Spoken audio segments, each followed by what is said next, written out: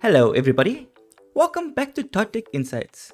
If you're new here, don't forget to subscribe for more tech and design tutorials. Okay, so today we're diving into something that every brand needs, a logo. Yeah, I'll show you how to create one using Canva. And even if you're not a professional designer, first, let's talk about why a good logo is crucial.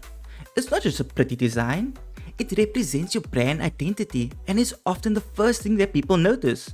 Today, I'll guide you through creating a logo from scratch and how to customize a template. Okay, here we go.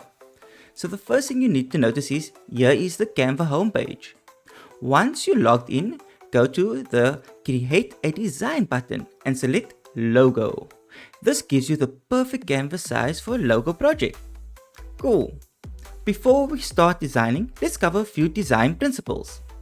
A great logo should be simple, memorable, and timeless. Keep this in mind as we select our elements. Let's create a logo from scratch. I'll choose a simple icon that represents our brand. Next, choose colors that represent your brand's personality. I'm going for a modern look, so I'll select a minimalist font and a cool color palette.